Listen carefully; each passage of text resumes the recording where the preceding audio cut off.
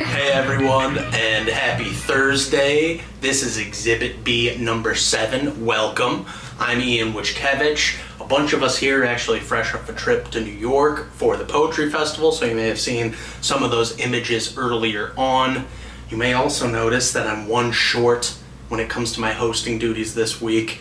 James Jim Stewart III is at residency at Ragdale, putting the finishing touches on his already awesome novel before the finishing touches, so it'll be awesome to see what it looks like afterwards. As you can see, he resides still here above my shoulder, and even though he isn't with us this evening, his spirit, of course, will be watching over us with stout literary benevolence.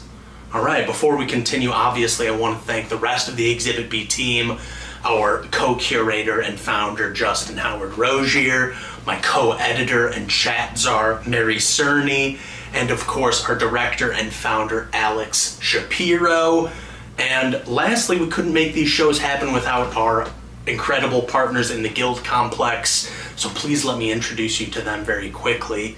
Since 1989, the Guild Complex has served the Chicago community through innovative programming that highlights the intersections of marginality, the power of community, and the impact of arts and activism.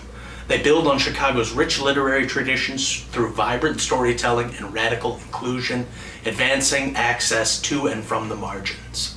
The Guild Literary Complex supports and encourages voices of all backgrounds and experiences to tell their truths, whether they're literary powerhouses or talented newcomers. The Guild views literature as a vehicle of connectivity and aim to merge seemingly disparate groups across Chicago's 50 wards. As usual, we'll be putting some links to their website in the chat, so please give them some love if you can. And lastly, before we begin our show, I want to make a little land acknowledgement statement. I want to acknowledge the fact that we're on stolen land, a result of acts of genocide perpetrated by colonists and the United States of America against this land's indigenous inhabitants. I recognize the complexity of myself, a non-native person, doing so, but I do it with an open heart as an act of solidarity. This land was, is, and forever will be that of the Potawatomi, Kickapoo, Peoria, Miami, and Sioux. I use past, present, and future tenses because Native people are still here helping lead the way in the fight for environmental justice, as well as in the struggles against white supremacy and police brutality. To find out more about the land that you're on, we recommend you download the Native Lands app. We'll drop a link to that in the chat as well. Alright, so we've got a tasty show for you tonight. Later we'll have readings from Darius Simpson and Faye Hernandez, as well as work from Marina Cavadini from Italy. But first, we have a video from our friend Allison Young. Originally from rural Virginia, Allison B Young brings her love of storytelling to both her writing and floral design. She earned a BFA in art history at Savannah College of Art and Design and stumbled into the floral industry working from assistant to designer. After completing her MFA in writing at the School of the Art Institute of Chicago, she developed the podcast Gathered Storied Botanicals in order to marry her writing and floral work. She continues to find ways the two fields intertwine, all with Flemish giant clover in tow. We will put a link to the podcast as well as some of Allison's work, but please give their video a watch and enjoy.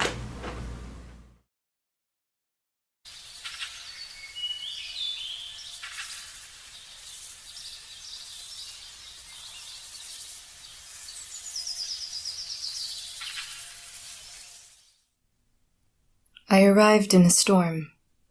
The clatter of thunder, the current of wind and rain, the air's electricity all beckoned me. A low wail escaped my mother. A limb, not hers, reached in and gripped me, tore me into the light in the stall of the barn. A bolt of lightning. Breath. It is understood that I must drink, use the senses that work. But first I have to stand.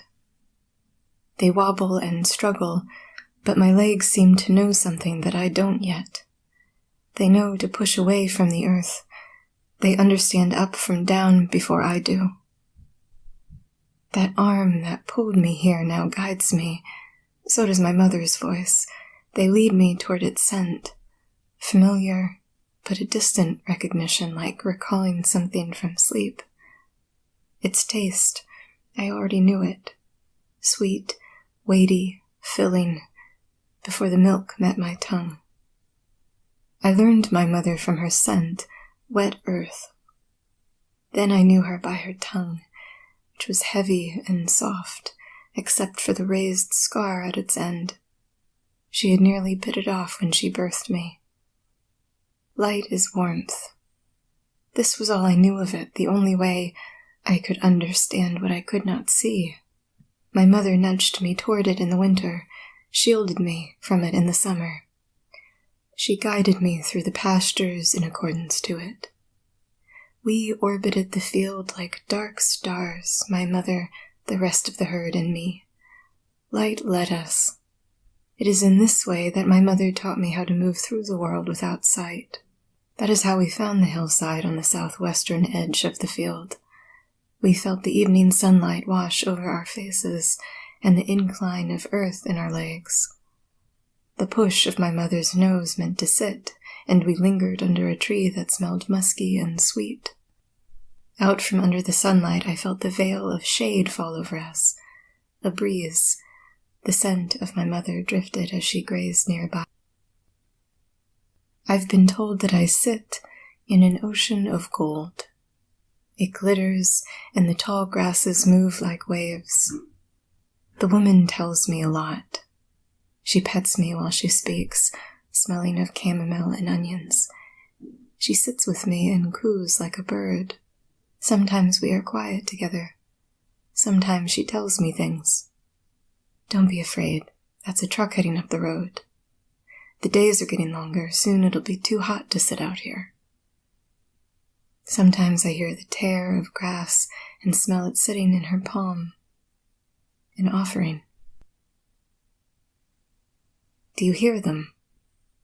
The woman asks me. Her hand moves over my head rhythmically. It soothes like a lullaby. A cloud of sparrows have landed in a nearby tree. Their chatter fills up the field. She tells me of flight, a swimming through the air, a lightness we don't have, a lightness made of wind and feathers. My mother is always close by. She knows about flight, has seen the sparrows because she is always watching the field that is a gold ocean, surveys from the shade of the tree, pulling up the grass and sniffing at the air. She listens carefully to the woman. I tilt my head up toward the sounds. I try very hard to see the sparrows, but only dull, watery shapes shift before me. The sparrows must be very large for how loud they are. They must be larger than the woman or my mother. Their talk is as big as the field, an ocean. If we cannot fly, my mother and me, then we must float. As dark stars we must drift in the gold ocean. Something heavier than wind guides us each day, something like milk or water. It pulls. It's magnetic. Each day my mother and I float out to the hillside and sit under the tree. The woman doesn't sit with us every day. I don't know what guides her, but when she does sit with us, she'll arrive when the sunlight is at our backs, and she'll leave when the light warms our faces. I'm getting stronger. I feel it in my legs when we cross the gold ocean. My mother tells me I am growing, but the sparrows still tower over me. I don't think I'll grow to their size, but I'm getting stronger. I'm also learning our path. I recognize the worn trail, the tufts of grass underfoot, the tilt back as we reach the hillside and climb. It has become so familiar that sometimes I go ahead of my mother. I follow our orbit, the light over us, and the sudden recognition of the tree, its shadow on my face, surprises me. I call out to my mother, delighted by this new recognition because I'm getting stronger. My mother is a few paces behind me, in step and steady. She is as steady as the coming of days and nights. I don't know what arrived first, the voice or its scent. The voice is not the sound of the woman or the man who pulled me here. It is a voice tied to a sharp smell. Later I will be told it was the smell of medicine, something harsh that cleans. But I don't know it. Whatever came first took my mother. Her steps wobbled off the barn walls and disappeared. I tried to follow her, but was steered out to the field. And I couldn't catch her scent, so I began our path. She must be up the path waiting for me. Rain is coming, because the wind whips at my face and there is no light to guide me to the tree. The wind whips at my face and throws sound and scent, so I can't place anything and I can't find the worn trail or familiar tufts of grass under my feet. I tilt my head up to try to see. I strain to see. The sparrows have scattered and nothing is familiar. The wind whips at my face, stings my eyes. I keep going, hoping my feet will find the hillside to climb, that tilt back, but I realize my body has pitched forward, down. I am running down, or flying, or falling.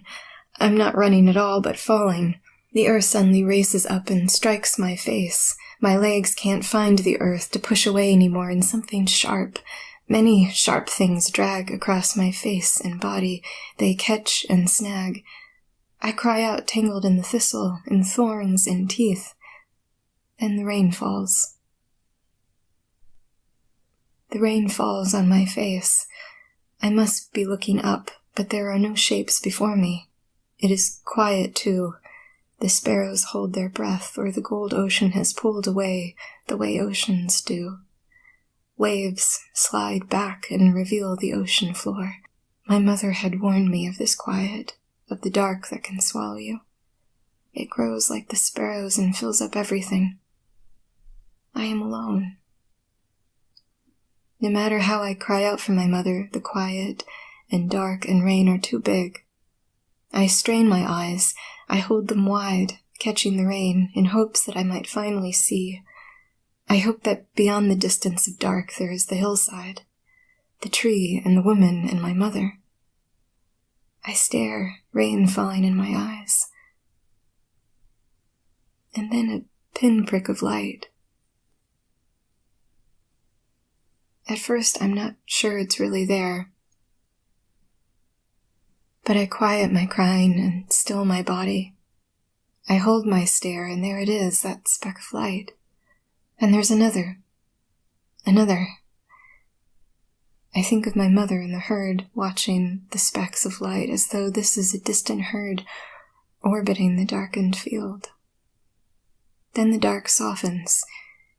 It's under these pinpricks of light that I notice the rain has stopped, and the dark has changed. I don't know this, but I think of what the woman has told me. I think that these must be colors. I don't know their names, but they are like light and water. They're warm and moving and stretching around me, drenching me like the ocean of gold. I watch them shift around me, and they are so bright, startling, and immense. It is so bright that I hold my breath, that my eyes well and blur all this color. It almost frightens me, this vision. I wish my mother was here, even as they begin to fade. A low wail rolls down the hillside. The scent of wet earth follows. A familiar limb reaches in and grips me, tears me from the thicket and into the light. breath. It's morning again, and I lean into the scarred tongue that presses my face. It's morning again.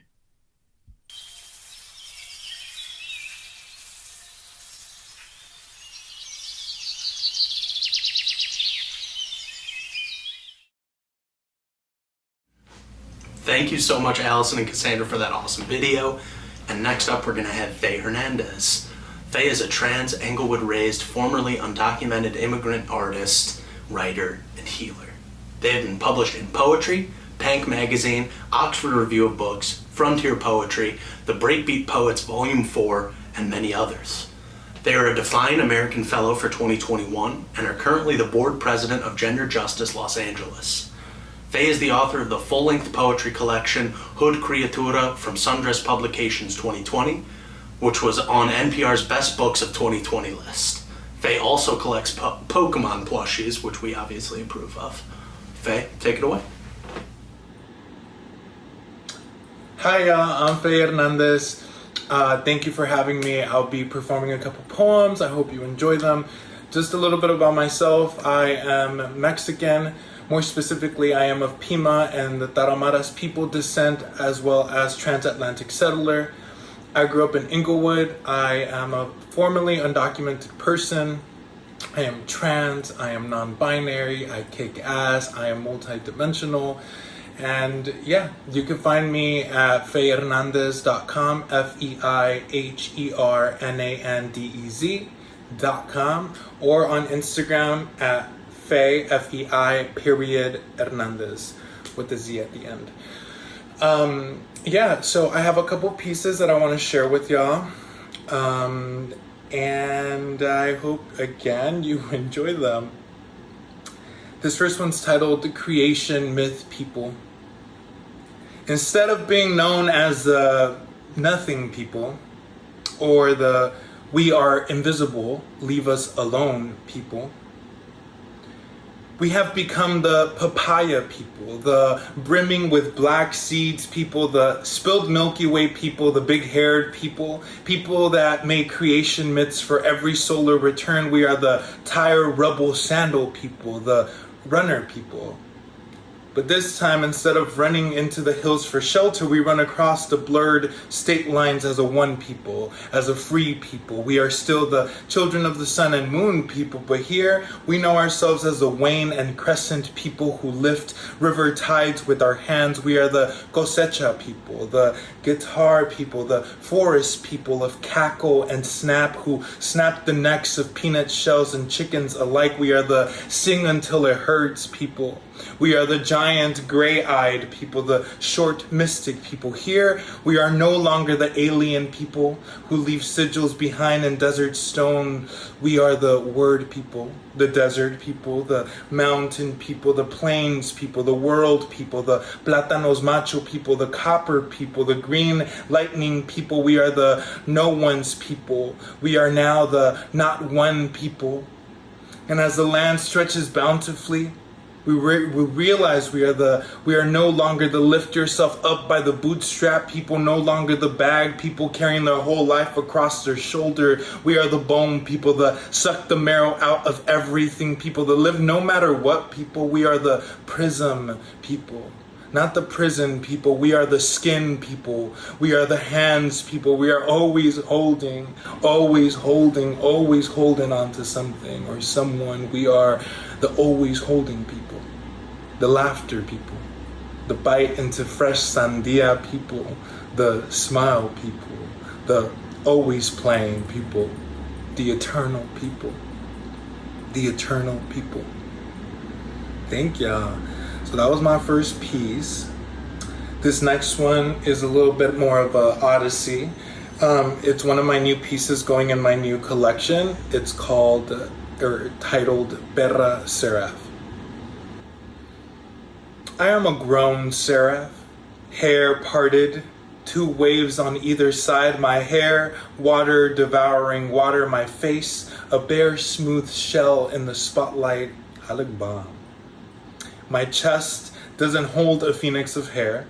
the only fire, lazy on my dress. I am painfully clean-shaven, softly sing into a room full of foreigners, conjure my own solar system while my audience snaps and whistles. My gravity is strong. They kiss silver crosses, hallelujah, bow at life, wet, kneel at the witness to life. My baritone, my body, a sacred delight. I am the star, aglow in the dark they follow, paralyzed by worship. We'll go more than one round tonight.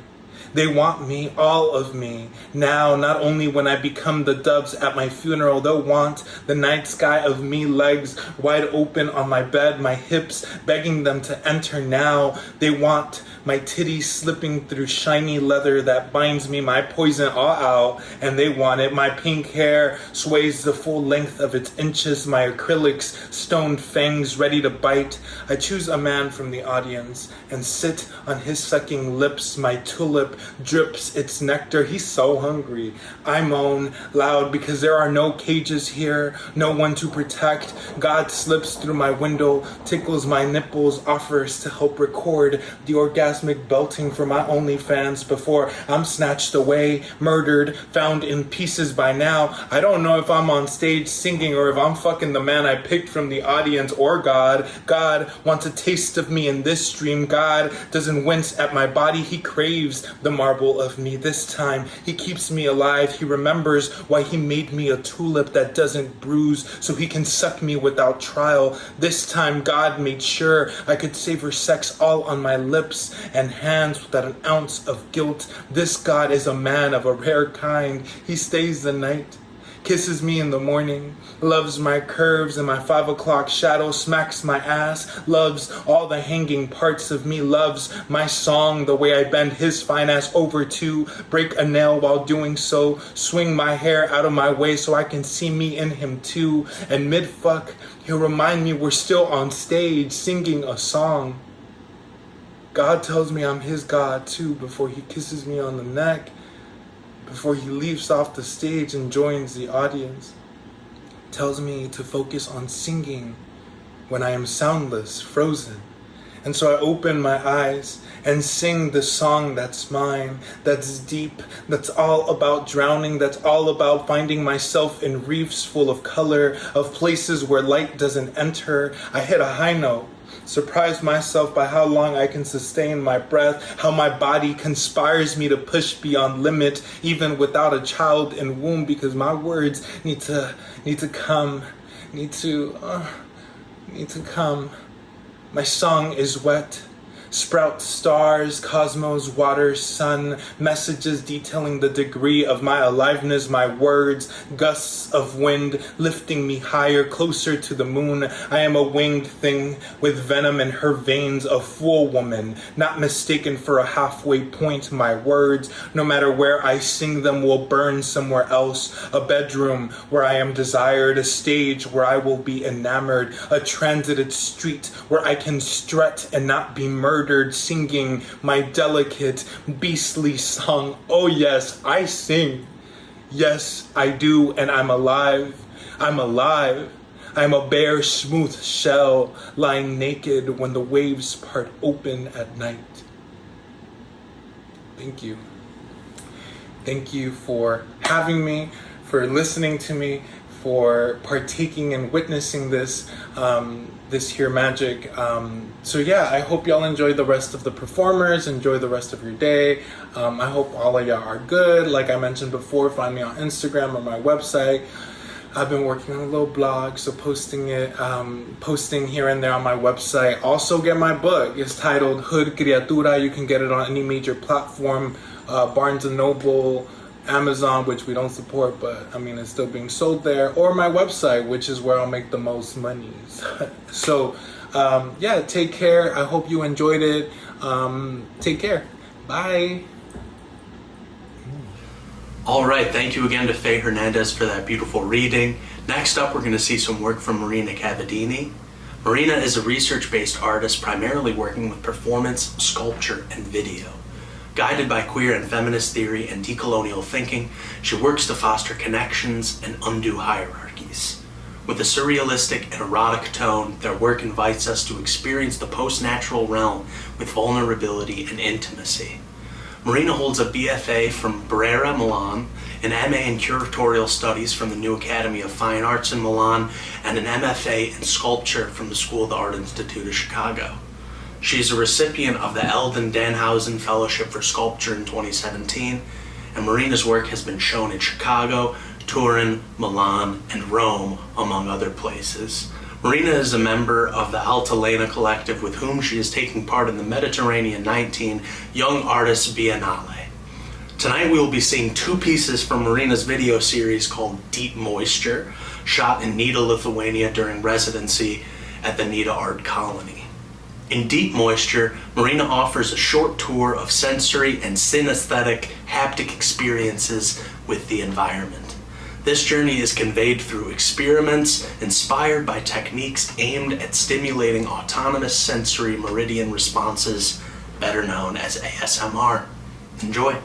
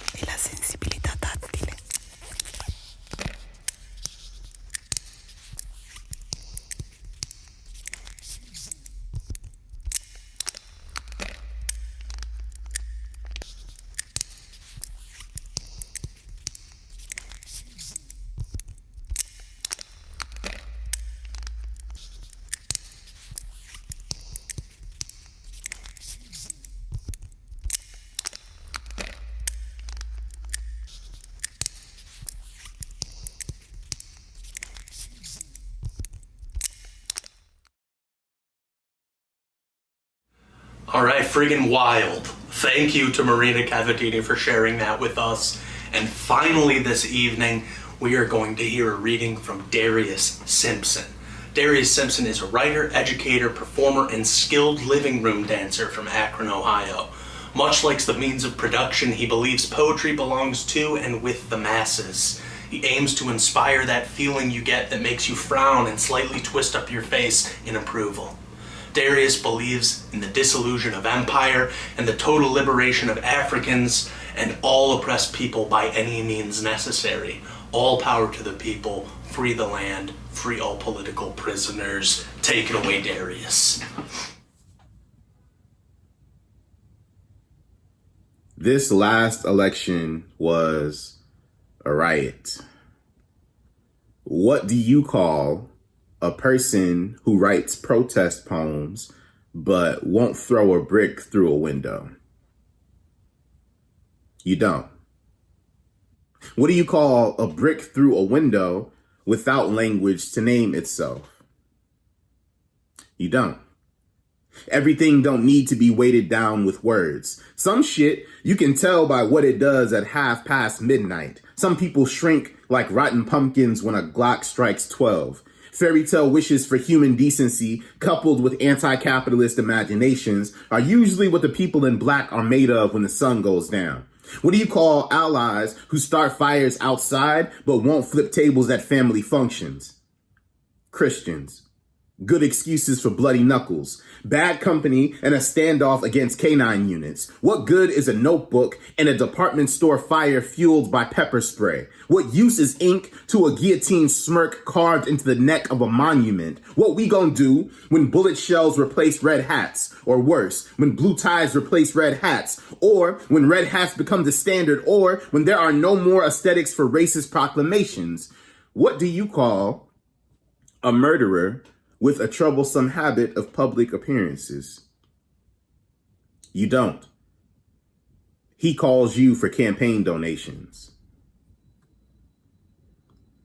I live just east of a contradiction. Clumps of knotted human hair skip excitedly over sidewalk cracks in pairs.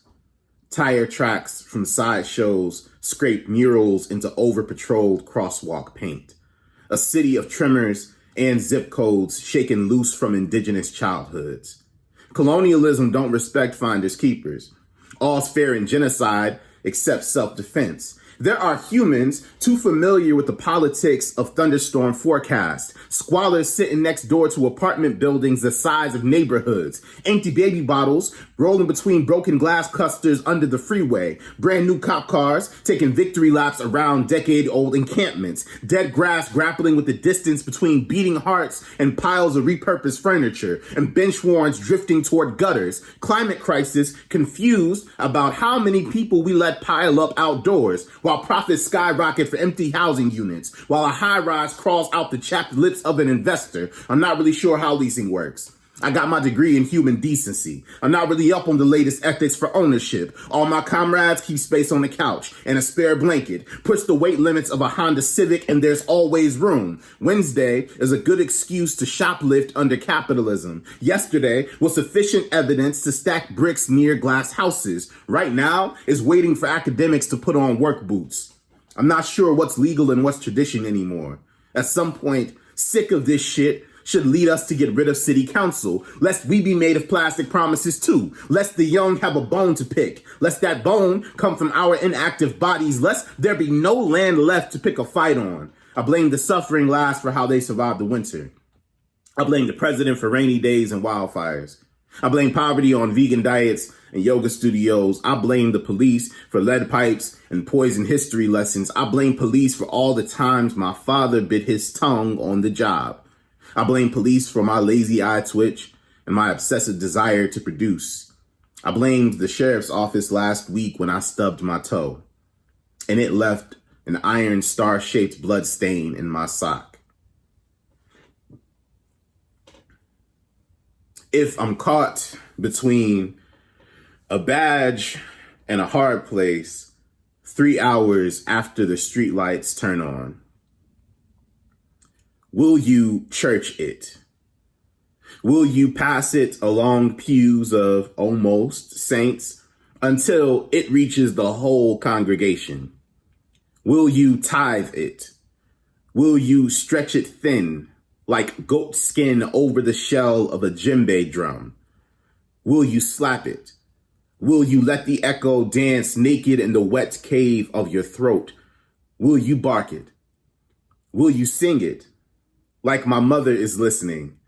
Will you inhale until your lungs nearly burst, then inhale some more, then inhale some more, then and only then will you say my name? Will you put some stank on it? Will you juke joint James Brown it? Will you Jerry Curl spray it? Now, how can I rest in peace or power if you get all lazy-lipped when you talking about me? Will you scoop it thick? Will you stir it slow? Will you mac and cheese it? Will you to spread the savory over your tongue? Will you let it marinate? Will you serve it with Sunday dinner? Now, if you say my name and cast iron skillets don't start to rattling, that mean you ain't say it loud enough. Will you say it again? If an oak tree don't split open from the trunk, that mean you ain't pronounce it right. Will you say it again? Will you redecorate this city in streams of fire after me? Will you paint downtown a scorching hue? Will you stain the sky in black smoke? Will you tell ghost stories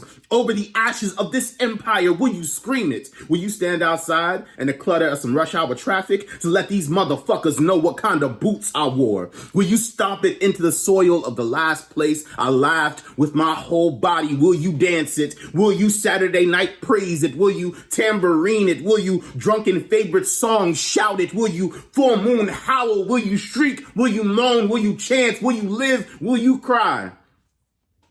Will you cry for me?